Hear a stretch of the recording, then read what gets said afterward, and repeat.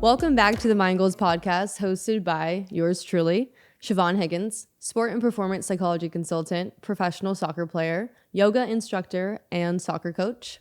The MindGoals podcast is a space that I hold for myself, other athletes, and other athletic personnel so that we can converse and discuss how we acquired the mindset that we have today, all with the goal in mind that any listeners or viewers can improve their mindset as well. With that being said, I'm so stoked for our special guest today, welterweight world champion in bare-knuckle fighting, Austin Trout. Woo. Hi, how you doing, Chef? Thank you for having me. Of course. Austin Trout, welcome to the show, otherwise known as No Doubt Trout on Instagram. No diggity. Love that.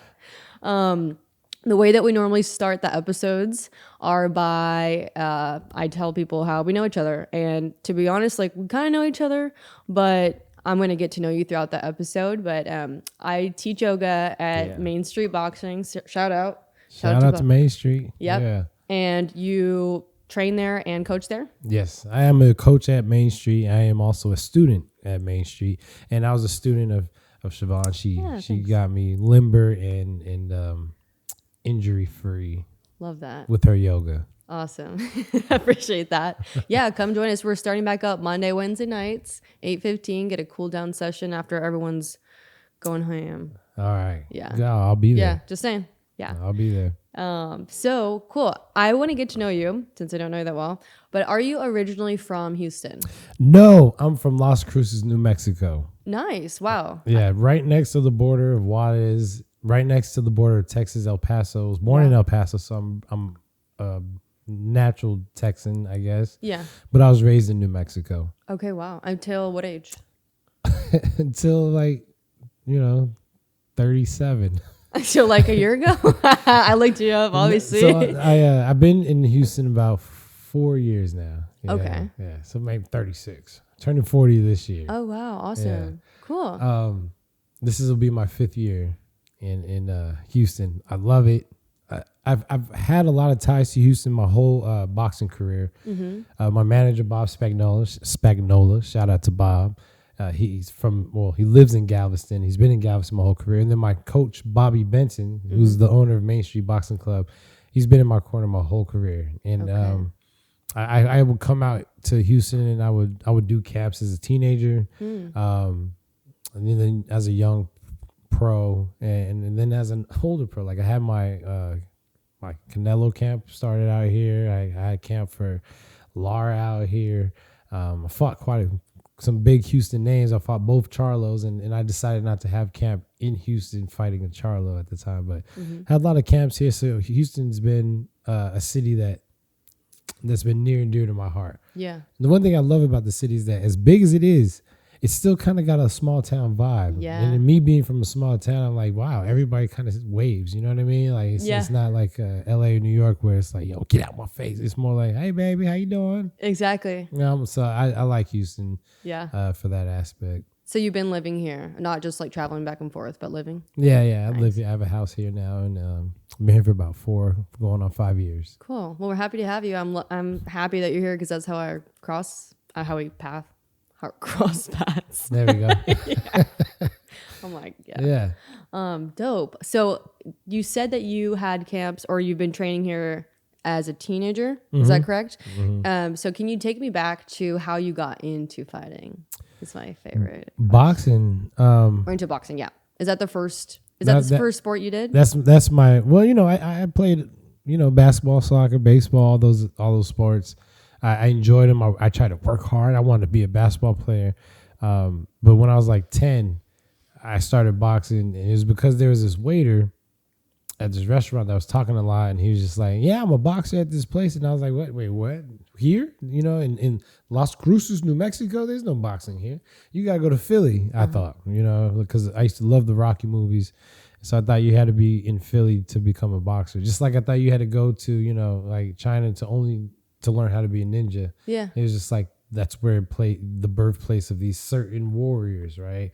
Japan to be a samurai.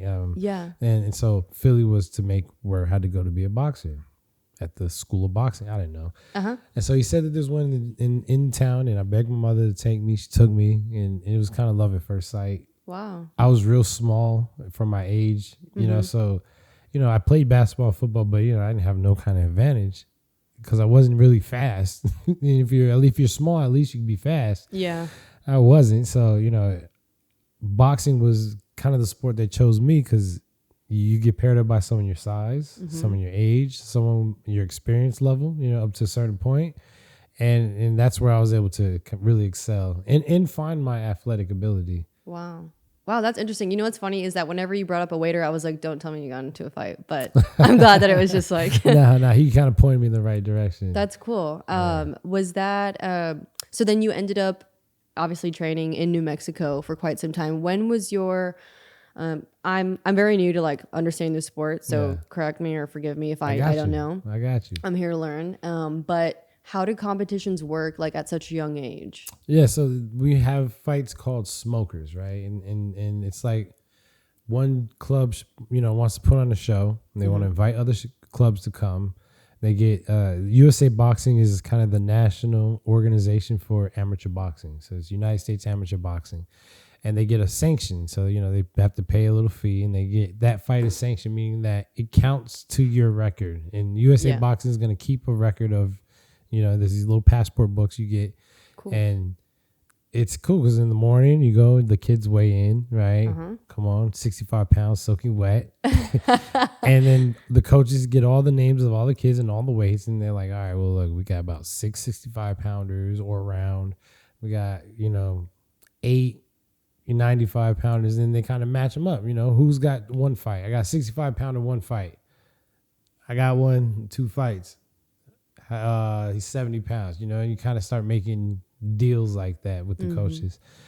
And after you get all the matchups, they put it on the list. The coach comes back. We're probably in, the hotel. We finished eating, trying to rest, but really, we're kids. So we've been roughhousing the whole time. Yeah. And the coach comes, Trout, you got to fight. Randy, you got to fight. Steven, you got to fight. Amanda, you don't have a fight. Sorry, Miha. And it's like, so go take a nap. We were going to get to the venue at like 5 and then, and then you go to the venue and you see where you're on the bout sheet. You got your family coming if it's close by. We did a lot of traveling too. So, and then you go do your match. Wow. And you see these little kids scrapping, fighting their little asses off, especially the females. The females, I don't know if they know that they have something to prove, but they sure do fight like they have something to prove. Yeah. I love that. Okay, very cool. So you started at such a young age, which you've been fighting like more than half of your life now. Oh, yeah. Almost 30 years. Yeah. 3/4. I turned 40 this year. That's crazy. You're such a good mentor. Like you're not my mentor, but you are such a good person for people to have in their corner. Thank you. Because there's nothing that speaks louder than experience. And you've got a lot of it. And so I'm like, I feel really honored to have you here. Truly, like, thank you. No, I appreciate that. And that means a lot. But it's true. That's the one thing you can't fake.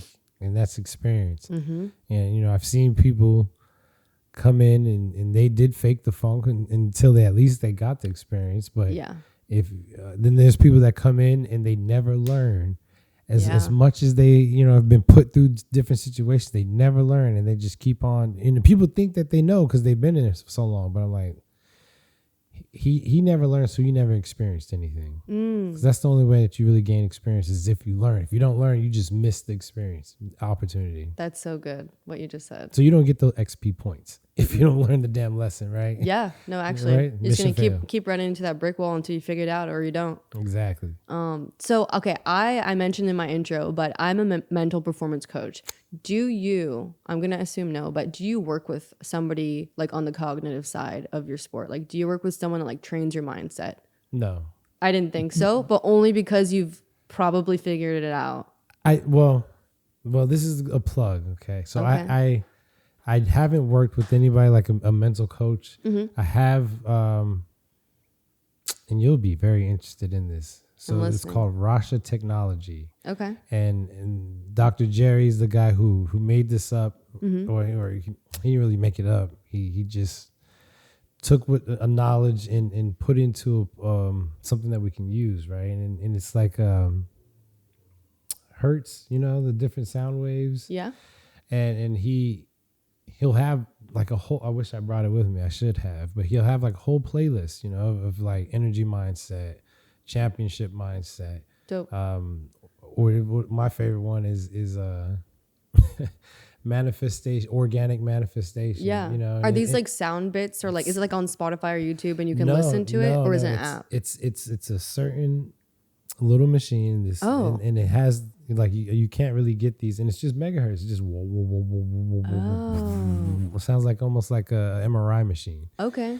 And you're supposed to sit in with whatever you're doing, right? And they have a playlist that say they could cure acne, says it could cure, you know, depression. It says it could cure, you know, back pain, muscle pain, inflammation, and without going too much overboard, because it's funny how we lined up, and I swear I feel like I manifested it, because I was getting into, I'm Jewish, and so I started getting into Kabbalah, and then I started getting into quantum physics, and then quantum physics and Kabbalah in Judaism all pretty much say that we, you know, are the co-creators of this world, and it's really like everything starts in here. Yeah. Either in the spiritual realm, which you get to through here, or it really starts with a thought. Yes. And then on the quantum physics side, they say that consciousness starts first. You know, Federico Fajian.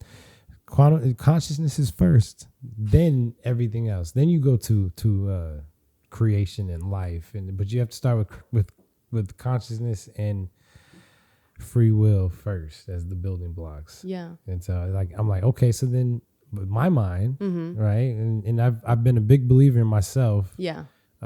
Even, I mean, being a little black kid in New Mexico, right? It's being just me usually.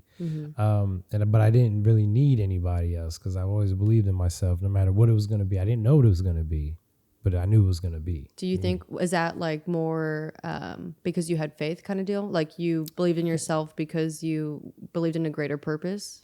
Yes. And I do believe in God, and I believe in the higher power. But now I know, but I guess I've always known subconsciously that me and the higher power are not separate, and then I'm the realization, or like I am the realization of that power. This is deep. I did not know we were going to go here, but I love it. I love it. Think about it. Yeah. If you believe in the Bible, and they say like we were the last to be created, that's and then if you not even want to believe in the Bible, if you just believe in, say, the Big Bang, and it took 14 billion years, right, from the Big Bang to now, I think it's 14 billion, maybe a long time, to get to this point, right? And so like 14 billion years of evolution led to us. Yeah. That's the realization of the whole power. And okay, wait, to bring it back to the Hertz thing, is that something you're using or you have used for a while? I'm using it. Okay, cool. And I've been using it for when I went to Spain for my last fight, my first defense. It was in Spain, Marbella, Spain, which I feel was a manifestation too, because I got my family out there to Europe, which I said I always wanted to do. And so it happened. And then he gave me the technology there, and he's like, do these playlists, kind of go through your manifestations, go through your decrees, you know, the IMs, you know what I mean? Yeah. While you're listening to this. And man, like everything kind of, and I was already on that. I was already kind of doing these decrees and these manifestations and sitting in the state that I wanted to be in. I was already doing that. And so then they just gave me a little piece of technology that even if it doesn't work, because I believe it works, it's just going to make it that much powerful. You know what I mean? Yeah, that's cool. It's more like a guiding technique now. Yeah. That's so cool. And you put your own playlist on what you're trying to kind of achieve. It's either healing, or you want your brain to get to that next, I don't know, dimension, level, whatever, brain harmonization, eternal encryption. There's all kinds of crazy things that people like. If you're not in it, you can't really get down with it. But yeah, I understand. Yeah, I understand. I mean, I'm a yogi also, so interesting. Though. All the pathways, you know, just trying to get cleared. Yeah, for sure. No, I love that. Okay, cool. So how long have you been incorporating that? Like not just manifesting and and doing other routines, but like how long have you been incorporating this? Like the sounds? Probably, October was the fight. And I got it before the fight. And it's crazy because every time that I dropped my opponent, I saw that. There was the straight left stepping in. I saw that over and over again. And then the check hook, I saw it over and over again. And I was like, I don't know why. I was trying to manifest me dropping with an uppercut, but I always kept seeing the check hook, and I always kept saying the step left. Now, I also saw me stop him, which didn't happen, but I focused so much on what I was dropping him with. I didn't focus on stopping, which is fine. I won, and I came unscathed. You know what I'm saying? Yeah. So from October to about now. So just wait till what I got next. I've been putting it to work. You know what I'm saying? I'm excited. And I mean, so far so good. Yeah. I have a lawsuit that just finished that I put that thing to work with. I win that. It's not even just a win for me. It's a win for fighters, period. And I mean, we could take it as far as even the NFL, because anybody that's using these arbitration clauses, and not to get into all that, but if they use it, then you can cite my case, and it could be because it's a Supreme Court ruling. So God willing, we win this, and it's a good blow for all athletes trying to protect themselves. I was manifesting that. Nice. My next fight's gonna be in Dubai. I saw that. In April, like a few weeks away. Can we talk about it? Might as well. Absolutely. Well, but that was manifested. You know what I mean? Yeah. I saw it in Italy. I'll take Dubai. You know what I mean? Yeah. I don't know where, but I'm sure it's gonna be somewhere far away. And I also said that I don't want to fight in America no more. And I said this like 3 years ago, and I haven't really fought in America. I fought in America in Miami, like a year and a half ago, and but before that was Germany, Dubai, Spain, as I said, and now going back to Dubai again. And in Dubai, it's in April, correct? And what competition is this? Like what? This is bare-knuckle. It's a defense for my 165 welterweight bare-knuckle title. All right, how are you feeling? Good. I'm in shape. Just, kind of now it's just counting down. And these days go by so slow. I bet.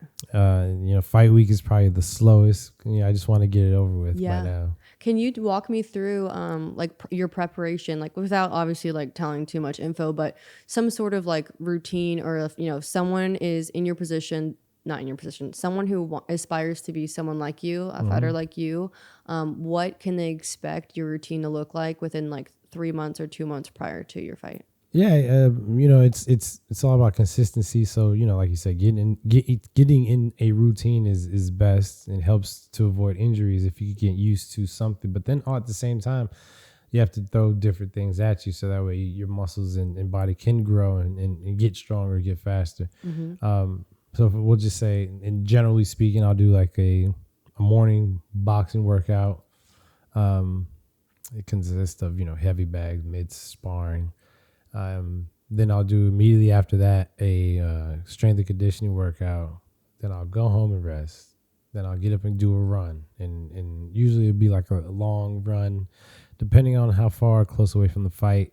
Not much with sprints yet, and as the camp gets better, I'll start incorporating sprints within those runs. Then the next day in the morning, I'll do like a sprints or stairs. Okay. Yeah.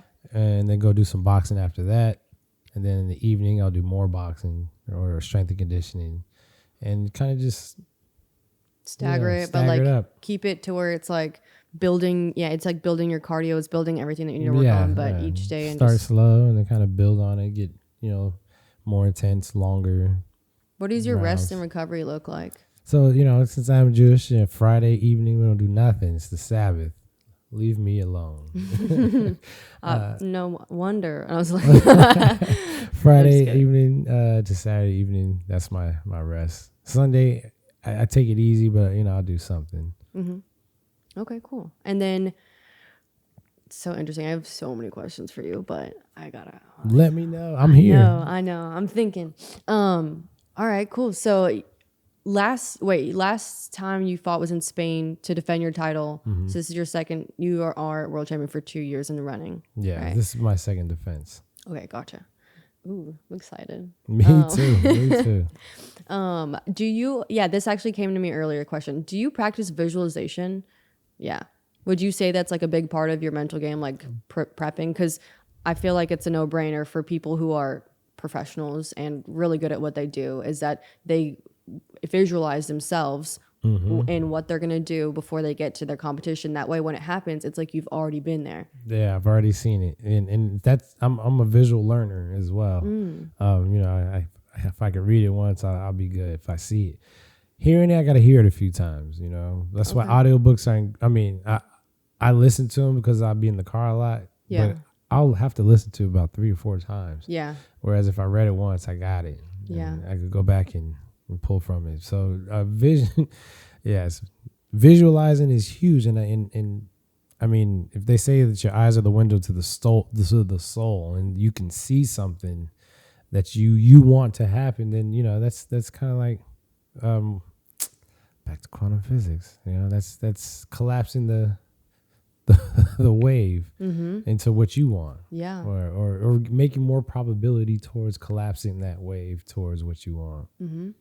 Good point. Do you do any like breathing exercises? Yeah.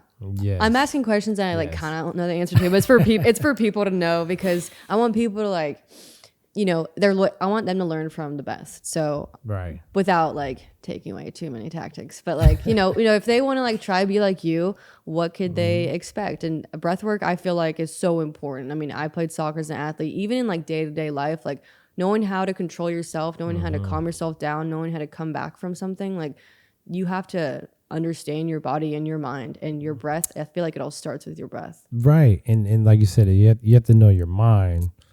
And then your body, because your mind will make your body do things that it can't do. Yeah. Your body can't make your mind do anything that it doesn't want to do. So like when you're trying to push it, you just, you know, if you're not really just in it, and as soon as your muscles get tired, if your mind's not making it go overdrive, your muscles just ain't gonna do it. You're like, oh, I can't go no more. You know? And there was a study, you know, poor rats, but they put these rats in this beaker, and they sat there and watched them swim until like 15 minutes. They all just sunk to the bottom, right? Exhausted.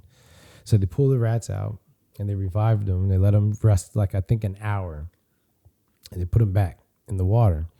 And these rats, they sat there and they swam for 60 hours. What? And they said the difference was because they didn't know the hand was going to get them the first time. They didn't know the hand would save them. So the second time, they knew the hand was going to save them eventually. So they had more of that willpower to keep going, where before they had no hope. 15 minutes was all the body could do. Wow. With hope, 60 hours, you know? So like the body's not in control. Yeah. And if the mind's not strong, which breathing helps the mind get stronger, you know, and breathing through stuff. Like if you get hurt and you get hit and you're like, exactly. What's the first reaction? You're gonna start breathing. Yeah. Right? If you hit some cold water, yeah. Or you get scared, you're right. Right. Yeah. If you get scared, you breathe in because you gotta fight. I don't know. Yeah. I need a little what's it called? I need a bank of oxygen. I'm not sure. So breathing. If you can intentionally, consciously breathe the way the body needs to before the body needs it, right? Yes. I think you're in better shape. So important. Walk me through. I guess I don't know how long you're in the ring for. Well, you know, it used to be 12 rounds, so it's 36 minutes total fighting. Okay. Now it's 5 2-minute rounds. So I'm like, bro, we can do that. You're like, yeah. So yeah, you got stamina. So you're like, okay, perfect. So walk me through a 2-minute round. Like what is going on in your mind? Because you have to be laser focused. It's so much at once. And this is probably like clockwork for you. But for someone who's like an outsider, it's awesome. It's really cool. And it's amazing what the body can do and what the mind can do. But for 2 minutes, you're locked in. What's going on in your brain? Well, so now with this bare-knuckle, it's different because, you know, I've been boxing since I was 10. Okay. You know, I had 20 plus years of boxing, but you know, now in bare-knuckle, it's almost like a brand new sport to me. And of course, I've been in fist fights before, And that adrenaline dump matches this bare knuckle fight. So they make you toe the line in that first round. You know, I'm always trying to see, like, what are you doing? Are you coming straight at me? If so, I'm about to counter with everything. You want me to come at you? Well, let's figure it out. So, you know, in toe to toe, you don't have much time to figure it out. So that first ding, ding, ding, I kind of just get low, like, what's up? You know, like, and then, you know, if they come at me, I can do my little step to the side, counter, you know, get around them. I'm not necessarily interested in going through these guys because you're going to catch stuff going through them. So I'm going to get around them and then run through them. And that's my, I mean, and they can have the tactics because there's nothing they can do to stop it. My footwork and hand speed is just superior to my opponent. And I can't wait to show y'all April 4th. I'm excited. I'm definitely tuning in. Like, if I could be there, I'd be there. But hey, you know, I'll figure something out. look, I've been manifesting on this. It's like a $25 million tournament that they're going to announce. I think this fight's gonna like kick it off. They're gonna announce it and say, "Yeah, and here's the first." You know what I mean? But sure, I'm gonna need a yoga in you know these new places. Got you. End of the year, I'm going to Malta. I'm just speaking it out now. Good. For another fight. So, you know, let's get the whole gang out there. Yeah. That'd be awesome. That'd be dope. I'm excited for you. Thank you.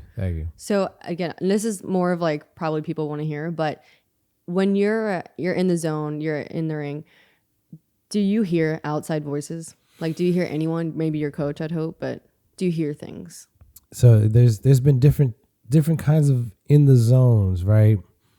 There's been there's been the kind of in the zone where I'm getting my ass whooped and I'm just trying to figure something out. I mean, I just got to bite down and I don't even feel the punches bounces off my head, and you know, and I just had to grab, you know, get something in so that way he could respect me or something. You know, there's that kind of in the zone. And no, I don't hear anything my coach is saying, which I probably should, because he'd probably say, "Stop doing that." It's something different. But then there's those types of time where I'm in the zone where I can almost feel what Buddy's gonna do before he does it. Love that. Now there's times where you're in a position and the best move that they can make, you see it, and you're like, oh yeah, because I'm here, I know you're gonna throw that right hand, right? And then you can slip under it and throw a counter or step around or something like that. But then there's times where, you know, there's many options. You don't know where it's coming. You have to react off of it. Yep. And so when it starts to come, you know, that's when you start to make, after it starts to come, I should say, that's when you start to make your defensive move, whether you're blocking, whether you're dodging, I mean, whether you're bracing, you know. And there's a time when I'm in the zone where before they even make the move, I already know what Buddy's going to do. In my title fight, in like that fourth round, I just knew everything he was going to do before he did it. And before he would do something, I would hit him with something and just to make him stop. You know, like before he was about to throw, stop. Cut that shit out right now, man. and like I heard everything. I heard the crowd. I hear, you know, it's kind of like if you ever used to watch Dragon Ball Z. Yeah, yeah. Ultra Instinct. I felt like I had that Ultra Instinct right there. That's cool. And it's nice to get into that groove, but you know, it's I wouldn't say it's rare, but you have to know how to get into that rhythm. Yeah. And hopefully you don't have an opponent that knows how to break your rhythm. Yeah. I'm going to give away your tactic, but I'm like, you can't do nothing about it. Yeah, no, I'm about to say, you probably like, what I'm guessing is that whenever you go in, obviously your opponent, you know what they're going to do. Like, you know that either through like your visualization, your manifestation, or you've seen them, or you've obviously like, you've studied them a bit. Yeah, so, yeah. We watch film. Yeah. And that's how I help the visualization process. I don't just go in there blind, although I do start off just like, nah, I'm knocking him out. It doesn't matter what he does. But no, I watch film. I see what he tends to do, you know, what he likes to do. And that's something we also take and we work over and over and over on the bag, on the mitts, and the sparring. Yeah. Things that we think he's not going to like and things we think he likes to do. So we have contingency plans like Batman. Yeah. You know, we want to be able to take out the whole Justice League if we had to. Do you almost feel like sometimes you're playing like cat and mouse in there, and you're the cat, obviously? Yeah, That's how it is, right? But sometimes, you know, when they're extra aggressive, I'm definitely Jerry. And you know how Jerry's slick. He slips back and, you know, pulls the rug under Tom, and then he steps around him and he drops the knife on his back. You know what I mean? Like, it is a cat and mouse. And sometimes after they've taken a bit of an ass whooping trying to come in, they start running. And I got to come get you. You know? Put him back in place. Yeah, I just love fighting. I'm not going to lie. And I'm very non-confrontational, so I think I really needed to do this because I would have snapped and probably went to jail for something. But fighting is was because I'm a big comic fan. I was into kung fu movies and stuff, and boxing is an art. It's a martial art in my opinion. Yeah. And bare-knuckle is now even more of a martial art because they allow you to do like clinch work and hand manipulation, which is dope. How did you transition, or what provoked the transition from boxing into bare knuckles? My buddy Nelson Lopez Jr., shout out to Nelson. He made the call. They were having fights in New Mexico. Okay. And they were trying to figure out how they can make that card, like pop. And so they said, well, Austin Trout's from New Mexico. Diego Sanchez is from New Mexico. It's a good little crossover fight. Diego in the MMA world, me in the boxing. So he called me. He's like, hey, man, what'd you think about that? I was like, bro, I am down. What y'all paying? Oh, it's nice. Okay, it's even better. Let's go. You know what I mean? And that, that it was, again, love at first sight, I guess. Yeah. You know what I mean? What do you love about it? The raw brutalness of it. You have to be able to fight if you want to be able to box. And then everybody that's testing me, trying to, get me into the fight, they weren't happy about it. And they kind of backed out, and then they just let me box. And now I'm just out here doing what I've been doing for the last 20, 30 years. You know what I mean? What else do you love about it, though? Like, okay, say, like, do you like the preparation? Do you like the after, the before, dump. the adrenaline dump? It's the adrenaline dump. I haven't had something like that since like my pro debut, and it's just so new and vibrant to me, and it's exciting, and it's growing. It's really growing. They've been all over the world. They've grown very big internationally.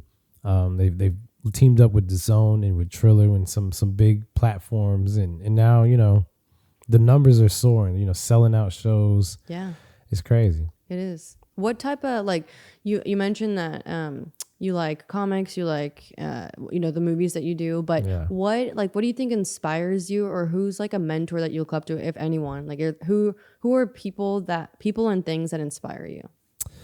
I got a lot. Currently right now, Ibrahim Traore from Burkina Faso. I don't know if you've seen it. It's in Africa. This man has done, it's crazy. He's taken his third world country, right? And he's kicked out everybody that was really stealing all the resources from the country. Because it wasn't a poor country. They just didn't have any way to refine what they had, to even get it, excavate it, to ship it. They didn't have anything to deal with the resources they had, because it was being done by somebody else. So he stopped all that. He got the machinery needed to take his own. He has his own refinery. He's turned his third world country into like a first world country in the matter of like years. And they've made 37 attempts on his life as well.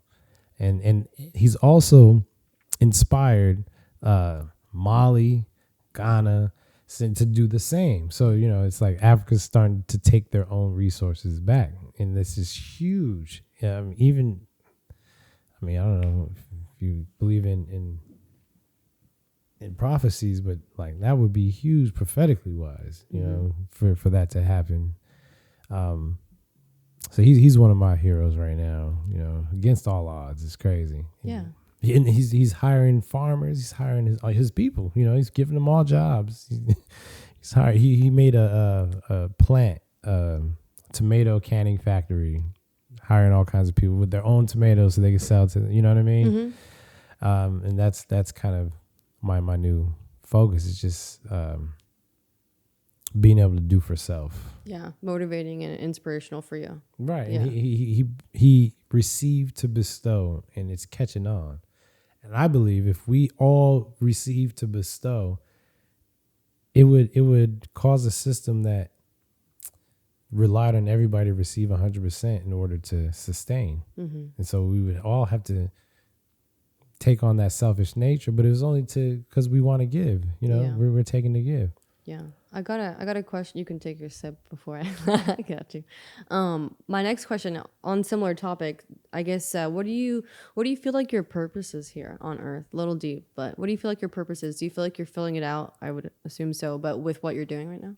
I think so. I think my purpose is, like I said, is to receive to bestow. And, I'm a selfish guy. I mean, anybody could tell I love me. Love me, but I think that's why I know how other people love themselves as well. I could be empathetic to that. And it always tells you, you should love others as you love yourself. Well, if you don't love yourself, you don't know how to love others. So I got the love me part down. Yeah. So now I feel like you're working on the other part, and I have a lot of love. I've always been a loving guy, and like big mama's boy, and as selfish as I am, I've always been very generous too. Why do you think you're selfish? Because like I said, I'm gonna look out for me first, but I take people on as me, so when I'm looking out for me, I'm really looking out for we, and I'll do that to, if I love you, I'll do that to really, to the point that it's not good for me. Like more selfless, but as selfish as I am, because I look at you as part of me. I see that. I see what you're saying. Yeah, I'll give and give and give, but my wife, she doesn't let me do that no more, because she's very selfish. She's good. She's the yin and yang, right? Good. Yeah. But and when I say selfish, I just mean like I seek pleasures for me, Now, not just for me. I'll share. I'll bring it home and to the table. But I'm like, well, no, I wanted that. That's why I got it. You can partake. You know what I'm saying? Well, you didn't ask any of us. Did you not want some of this, let's say, food that I got, right? But because I wanted, I went and got it. I asked everybody else if they wanted some, but it was because of me that I went and got that. And I'll do that. My whole life has been about filling in some things I think I need to be filled for the betterment of all of us. But it was because I wanted to do it first. Yeah. Interesting, dude. I have a question. Just to go a little bit, I have a question. I got a lot of questions. Going back to more of like, back in like getting, like you're not about your training or about, what the mentality is, but you mentioned at one point before your fight, you're like, I'm going to beat this person anyway. Like you go in with that confidence. What type of, like, what do you say to yourself? Because self-talk is important. What you say to yourself is important. You clearly are confident, which is what you need to be in the position that you're in. What's your constant dialogue in your head, like daily, or like when you're prepping, or when you're actually competing? One of the daily things I say is that, like, I have enough. I always had enough. I will always have enough. I think I said one earlier, was like me and the creator me and the creator universe, and we're not separate. I'm the realization of that power. Like I basically have everything that I could possibly have or want. Like right now, I just, because of time and space, I have to wait, If it wasn't for that, and science to say that, like everything that seems like it's in competition with each other, if you took time out of it, you would see that it's really it's complementing each other. Everything helps everything build to whatever they're supposed to be. But because time and space we're in that dimension, it just seems like we're really beating each other up or in competition, but we're not. So I have everything that I have or that I want that could possibly be mine, right? And that changes all the time. But because time and space is here, I have to wait. And so I kind of think of it like a package that's coming, and I'm excited for it, but I don't know when it's going to get here. Right. But it is coming. And what else? What else? Like, what else you tell yourself? What are you, like, a big believer in, like mantras or what are they called? Oh my gosh, I should know this. Decrees. I got some good decrees. Yeah. Or even quotes, or even like daily prayers, or even there's another word. I'm like, oh my God, everyone uses it now. The word, it's not a manifestation, but it's like when you attribute something. This is help us out, Taylor.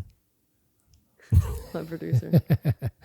It's same thing, but it'll come to me once you tell me. I do have daily prayers. You know, I do the Shema twice a day. You know, I do there's this prayer called the Amidah. It's like the 18 blessings, and I should do that every day.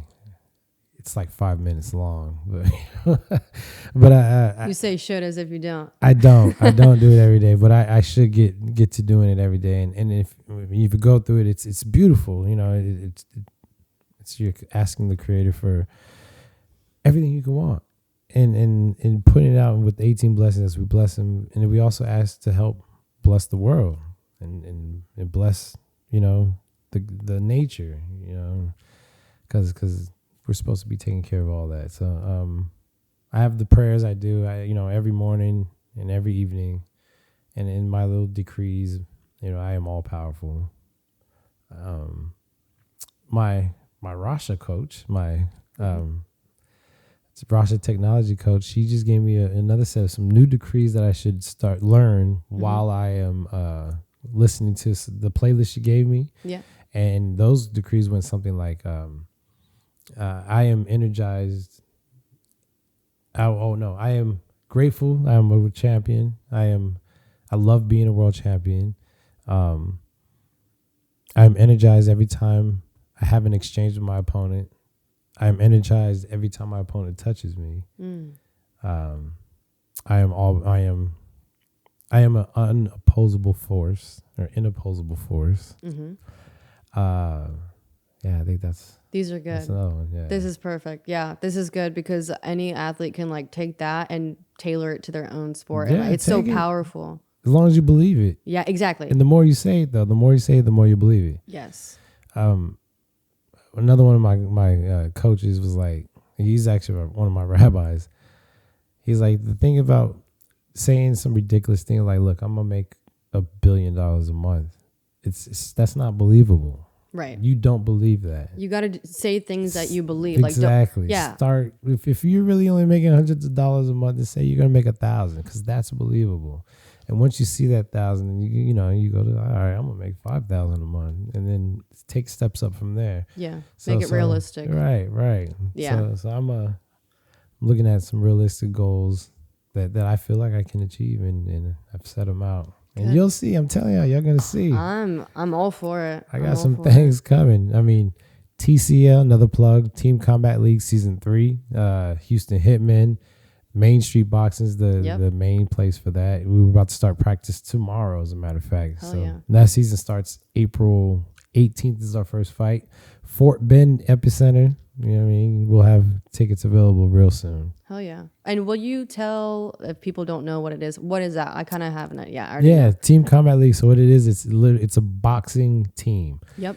We have 18 fighters. Each fighter fights one round. So that means that these guys have 3 minutes to win their fight, their particular fight. And then another teammate comes in with another weight class. They go one round. So what you really have is like 18, 20 round, 12 round fights. That's cool. What I mean? It's the last round, balls to the wall, except you didn't go 12 rounds. You know, it's your first round, but it's your last round. You know what I mean? Yeah. And so we have trading knockdowns. There's so much drama in these fights. The energy is so high. I've seen some clips for it. Definitely a lot of drama. A lot of drama. And then when, you know, because every round is a fight. Yeah. If they don't give the right, like if you tell me that my guy clearly won that round and you gave it to the other dude, like it means a lot more. Yeah. And okay, so how does that I talked to Bobby about this when I had him on the show, but how does the judging work? Because it seems like at times it is like unfair. And I don't understand like how is that a thing? I know, take a deep breath. So we'll just talk about in a place where they do judge fair. You know, it's a 10-9 round. It's a 10 must system. So whoever wins gets 10, Okay. And whoever loses gets 9. If you get dropped, or knocked down, then you go down to 8. Okay. And it could be an even match. Like it could be a 10-10 round, and then someone gets dropped, boom, it's 10-8. And in Team Combat League, if you get dropped twice, the round's over. So that's a 10-7 round. Hopefully that kid's not fighting again, because they can't, and you lose that next round. So it's cool, but it's really tactical for the coaches, because we have 18 matchups that we have to look at and see, and then find out who's our strongest matchup, who we think is our strongest matchup, and try to put them in the money rounds. Yeah, towards the end, I'd assume. Yeah. Correct. And so that's it's like a relay almost. Yeah, and Bobby's such a tactical genius when it comes to this boxing stuff. Like, I know how to fight, and then I got a decent eye, but nothing like Bobby was bred to be a coach. Really? For real. It never, like last year, we were losing. And the guys that I picked for, because I did the matchups, the guys that I picked for the money rounds, they already got their ass whooped. They didn't get dropped or stopped, but they got whooped. And I was like, man. And they got to go back. You know what I'm saying? So I was like, I shouldn't have picked him. But Bobby's like, no. He went and talked to those guys, told them like little things that they needed to do. And they came back and they either stopped their opponents or, dropped them and won decisively. So, wow. Like, I didn't have nothing. I had nothing to do. I had nothing to give. I was like, man. You're like, that's something. We just lost, I guess. So you just coach in that, correct? Correct. Okay, cool. If someone listening and they're in Houston and they want to like work with you, is that possible, or are you like super exclusive? Like, I don't know. How do people find you? No. You can find me on Instagram, no doubt. Trout. Facebook's the same.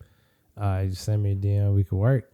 Cool. As far as like the Houston Hitmen, they're exclusive. The team has closed off practices, because I don't know if you're working for the San Antonio Snipers or the Dallas Enforcers.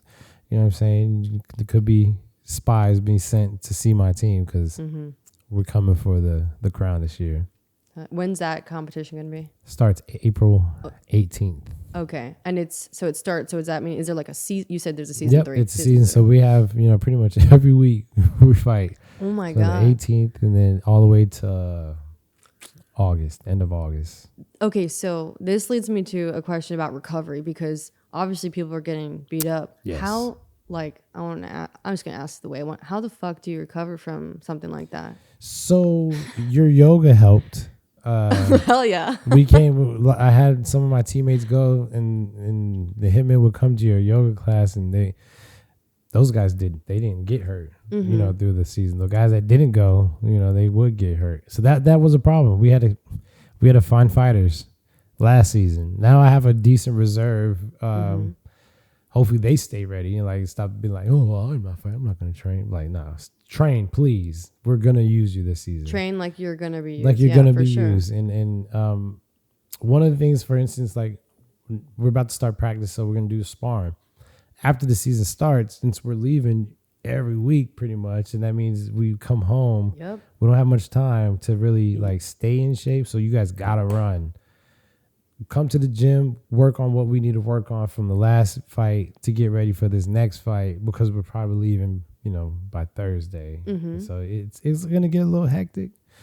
Isn't that when I saw you at the airport one time? Yeah. It was probably, We were going. That was so funny. I was like, I'm pretty sure these are people that come to my yoga class. Yeah. We were going on our way to one of our fights. Yeah, like that Vegas one, I think. Yep. That's so funny. Sorry, I just remembered that. Yeah. But recovery also, like body recovery. Like how do you recover after stretching? What about massages. Your hands, dude? Like that's the main question. So conditioning them was the way to avoid like a breakage. So I did a lot of like wood tapping. Yeah. And I would tap concrete until they got sore, then let them get better, and then tap them sore again, and let them get better, and then, squeeze a lot of hand exercises. Forearm exercise. You could get a nice tight squeeze on it. But a lot of hand conditioning, rice buckets. For what? Like you put your hand in the rice bucket, open it, close it, kind of twist to get your hand strong. Do you learn that in like PT or something? No, my coach Rob Garcia. He was De La Hoya's coach for like 10 years. Wow. And he's he's got thousands of ways to get you strong. So he gave me some of those tricks. Cool. What about face recovery? Like actually, or what about your ribs, dude? Like, so the last fight I actually did have, and that was my first time ever having like, I don't know, either like kind of bruised ribs or cracked ribs or something, but I never, and that's not bad, for 20 years of pro fighting. This is the first time I ever had cracked ribs, and the first time I had to get stitches in my face. Really? Still look beautiful. I don't Thank even see you. him. Thank you. Good cream. Yeah. Collagen I got from Morocco. Okay. Yeah. I mean, there you go. Do you ever do stem cells, or have you done stem cell treatment? I haven't, but I'm down. Yeah. Taylor works for a stem cell research company. We'll plug you later. Yeah. Bro. Yeah. Can you sponsor your boy? Like, for real. There's trials. We can talk about it. Yeah. Put me on. Whatever. That's crazy. It's the future. Yeah. It is the future. I wanted to like kind of keep my wife's placenta, but they're gonna charge me like a buttload. And I was like, they can do it different ways. Yeah. So and I was all about drinking her breast milk. Like my daughter, she no lie, she was breastfeeding till she was like 3. Yeah, that's. I mean, I almost heard. 4, and it's because I wanted the milk too. I was like, no, us, ma. Like, you get the baby me some, and I was strong. A lot of nutrition. I didn't get sick. I ain't nothing. You know what I mean? It was a good time. A lot of people like overproduce too, and they'll like save them for a long time because there's women that can't. Yeah. But a lot of benefits to that. A lot of nutrition in it. Wow, interesting. Wait, okay, back to face recovery stuff. You said collagen? Yeah, collagen, and it's been working. Like my bags are kind of going away. Okay. From the collagen. So like elasticity, right? Yeah. And biotin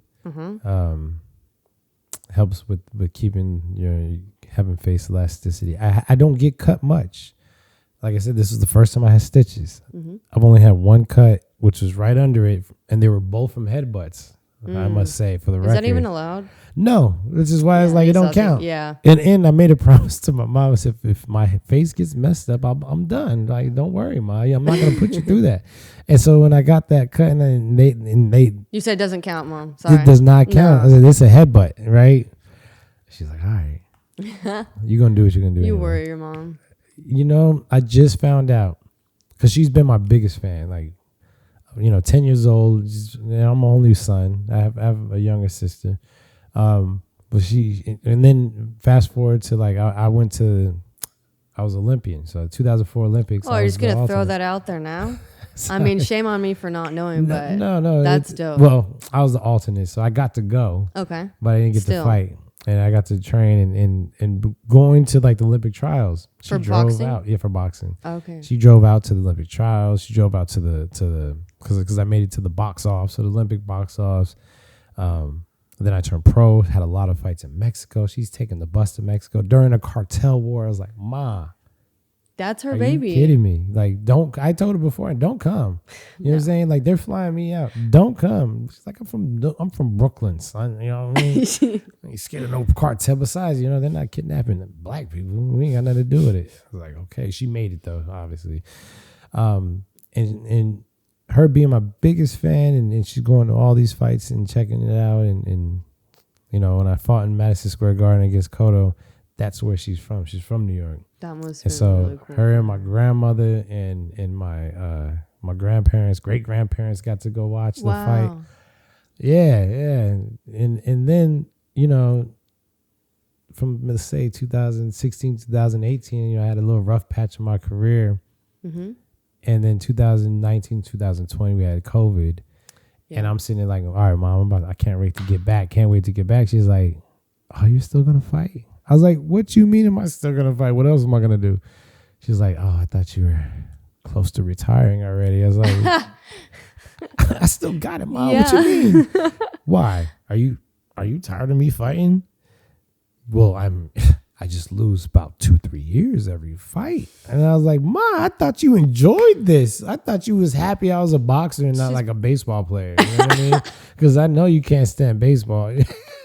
And she's like, no. Oh my God. Absolutely not. I can't wait for you to stop. She's like, I am relieved when it ends. When it's over. When it's She's over. like, I have to go because I will be in worse shape at home wondering if you're okay. I need to just be there to witness in case I have to. She's a nurse, so she's like, kids have to treat you. Even worse. Yeah. And so I'm thinking the whole time she's like just the biggest fan because she's a fanatic. Nah, she's just keeping her. She's a fan of you. She's keeping her motherly eye, and it's killing my mom. So I need to hurry up and win this $25 million tournament and go ahead and retire. And then just right off in the sunset, because and like I told her, like, Ma, if I get beat up, I'm not gonna do it no more. Because imagine the conversation I had to have with her when I'm saying, hey, Ma, guess what? She's like, you retiring? Oh, no, I'm about to do bare-knuckle. Yeah, I know. I was about to say. And what about your wife? Yeah, same thing. Her and my mother get kind of faded at the fights because, You had to. Yeah, but I don't get touched. So far, so good. 3-0. And I don't remember a punch, landing. 2 headbutts, though. What keeps you motivated? Because you've been in this for a minute. What's your motivator? Why? I love it. I got I only got a few more, fights left for real. Realistically, like I said, I'm about to be 40 this year, and they say that you're able to reach your financial potential after 40, and I've done decent, before 40, so I'm looking forward to that, and I don't believe fighting has anything to do with it. Wow, but how do you keep in it? Because it's kind of like athletes will play their sport or do their sport for until they can't walk or until they can't move. But obviously yours is a little more volatile. Different. Got to take some preventative measures. Yeah, I don't get hit. I don't like to get hit, so I don't get hit much. Yeah. I mean, I've had. I don't like to get hit, so I don't get hit. Maybe 4 or 5 wars in my boxing career. Let's say boxing career, and I've had 42 fights in professional boxing, and maybe 4 of them was a war. Okay. Or wars, right? What do you mean? Like I gave some and took some. Okay. Right. Like a true challenge. A lot of back and forth. Right. The rest really was dominant, and even the fights that I lost, I didn't take damage. In the Canelo fight, it was a good fight. So cool. It was a good fight, but I didn't. I coming out. I had maybe a little swollen eye. You know what I mean? I got dropped in the 7th round. And I ended up rolling my ankle. But, a rolled ankle and a swollen eye from fighting Canelo, you know what I'm saying? That's not bad. That's not bad. Miguel Cotto, my face was fine. I was good. I didn't even take no damage for real. The Charlo bros who I lost to, my face was fine. Except for, the Jamal, I got the headbutt, which I had to get stitched. But that was a headbutt. It wasn't a cut. So I don't get caught flush. Yeah. Often, if you catch me, I'm rolling with it. I'm partially blocking it. You know what I mean? So even in the one fight I took the most damage in was against Jarrett Hurd. That my face was. Where was that fight? In Brooklyn at the Barclays Center. That was probably the only fight that I've really had a war and took serious damage in. In boxing. In boxing. Okay. And I haven't taken any damage, thank God, in bare-knuckle. And I believe that's why I have such longevity. I don't have any major injuries. My back just started hurting, but that's because I'm getting old. It ain't because of boxing. Yeah. You know what I mean? Sorry. No, you got it. I think it's crazy to go from boxing to bare-knuckle. Isn't it normally, or if someone were to change, it's the other way around? Most people start bare-knuckle fighting in the street, and then they get taken to a gym and you're gonna learn some boxing. Yeah, usually. But that's kind of how I started. I started fist fighting first. Okay. Just as a little kid that can't do no damage, 8, 9 years old, and when I got into the boxing, with great power comes great responsibility. Spider-Man.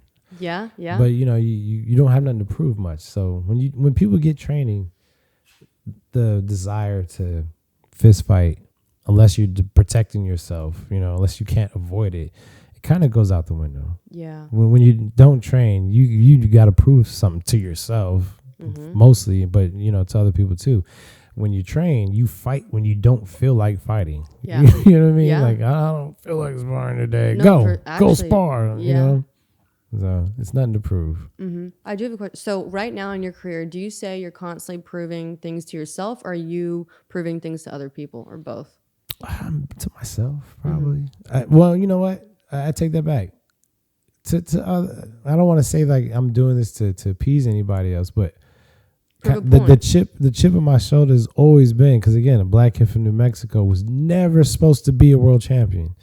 The demographic is terrible. You know what I'm saying? Yeah. Marketing nightmare, but I did it, and I always knew it. So it's not really proving to myself. It's just like it's kind of like a statement. Yeah, too. like I'm like I told y'all, and I like being right, especially when it's about myself. So. And like I told everybody, when I lost my belt to Canelo in 2013, for damn near 11 years, I told everybody, when they would say, here's the former world champion, I would always correct them, and future, right? And it got to the point it was annoying, because they're like, okay, bro, I got another world title. Yeah. Right? I called it. And I didn't waver on that, even though it took longer than I thought. So it's just to prove I'm right. Yeah. Okay, I feel you. Yeah, for sure. Whatever it is, I'm just curious what, like, who you're proving for. I'm still proving it to, I guess, You're still thinking who's about doubting me? Who's doubting me right now? I don't know. know.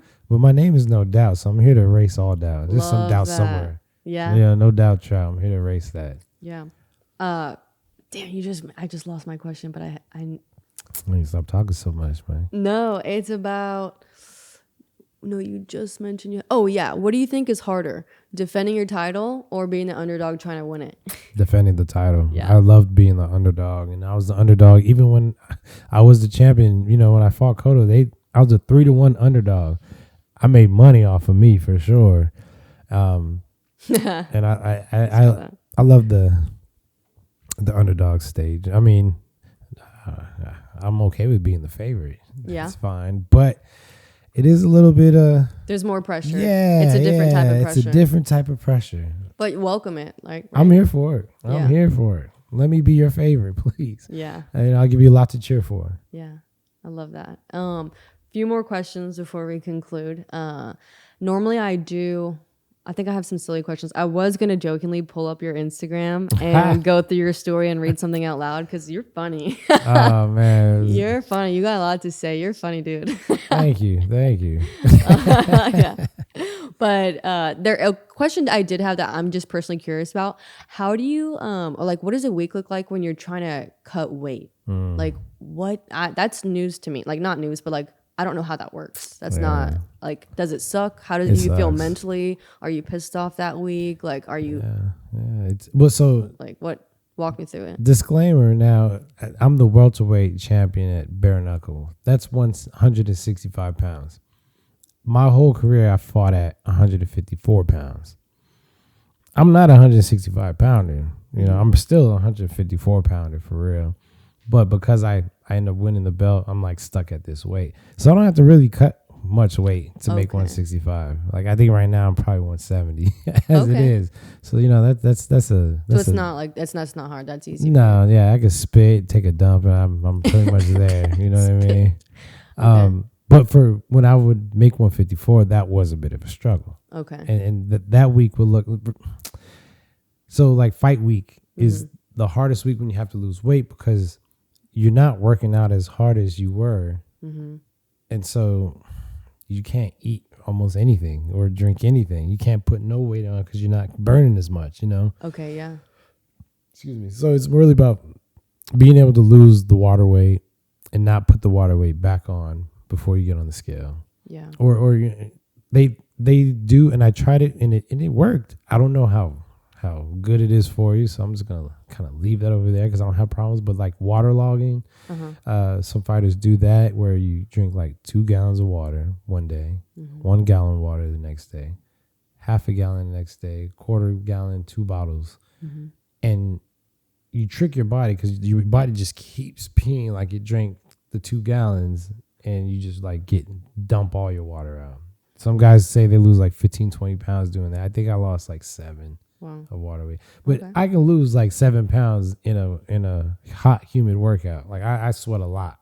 I can lose a lot of weight quickly of water.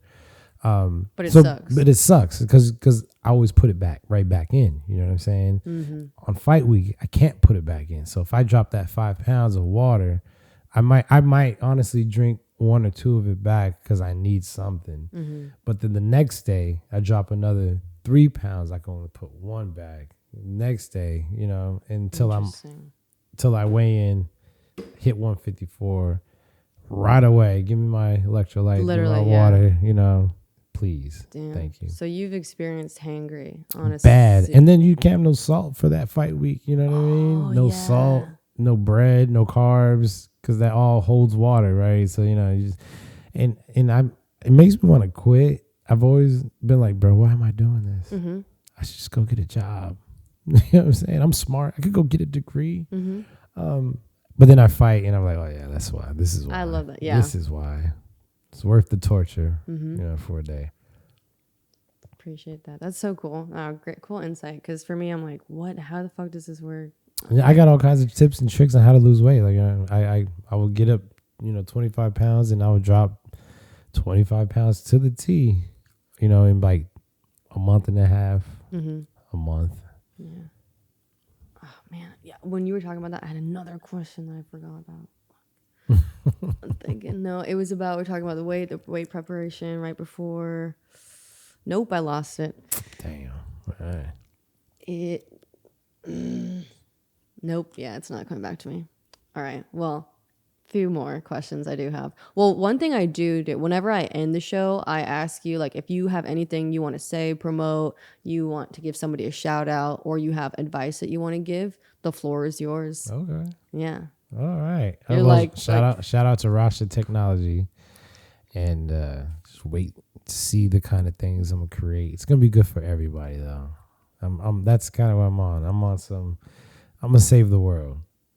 As a Jew, I believe that's our purpose, is mm-hmm. to sanctify myself, the land, the time, the people, for us all. Because it's not about me and you. It's about us. Like, we're all one.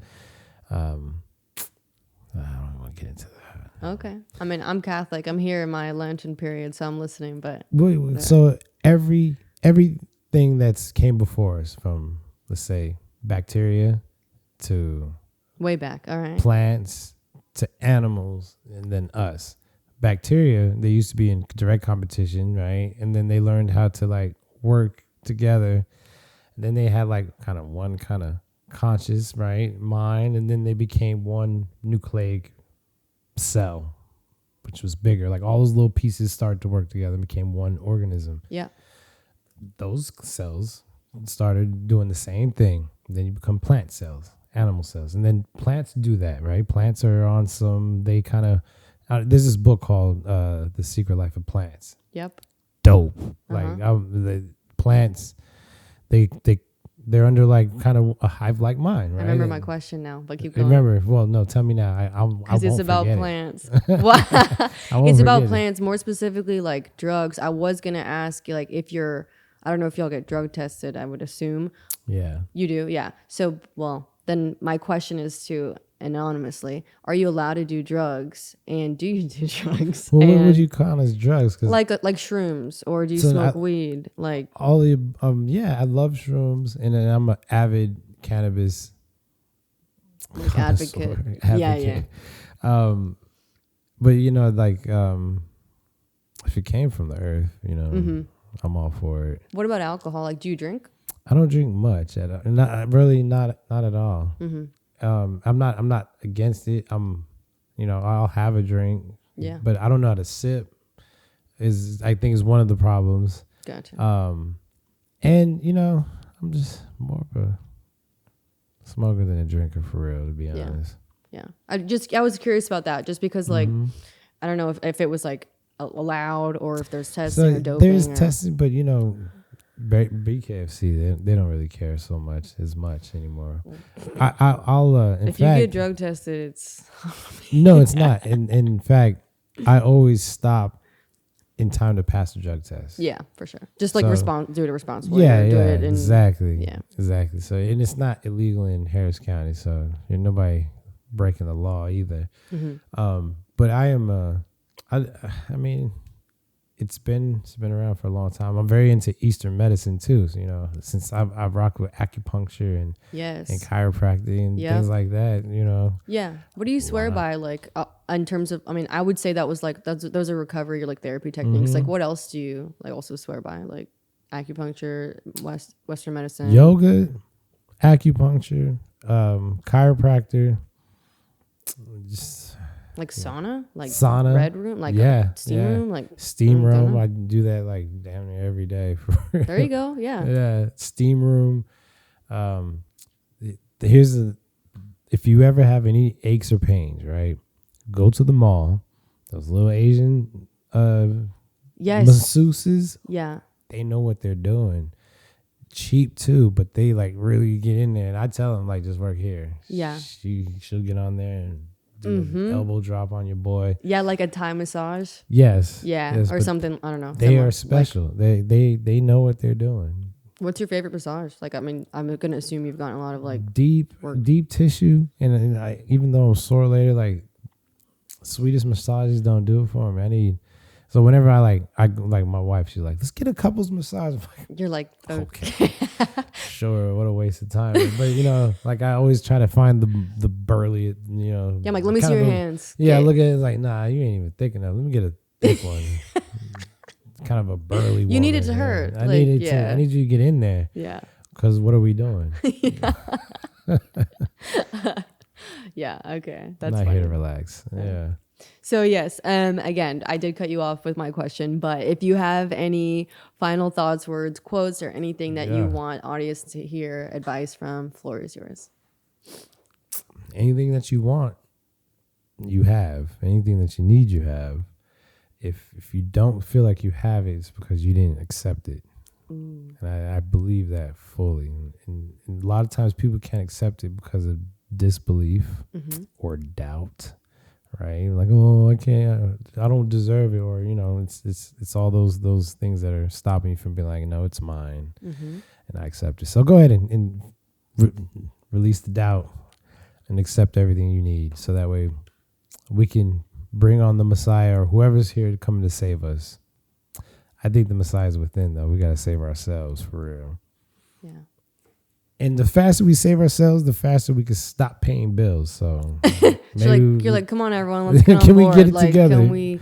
Because I'm sick of paying the mortgage and taxes. I'm sick of paying taxes. Don't get me started on that one. God, dog. No, I won't. Just head over to No Doubt Trout's Instagram. You can see his thoughts. For sure. Yeah. And then I'm all over the place too. You'll see. Yeah, you're funny. Yeah. 1 minute I'm trying to save the world. The next minute, just being a hoodlum. It's called balance. Yeah, it's called balance. You can't be all the way over there. For sure. It's got to be in the middle. Yeah. But thank you for having me. It was a great time. Yeah, we're good. I talked your head off. Yeah, no, this is good. I really appreciate you, seriously. It was fun. Thank you. Happy Thursday, everyone.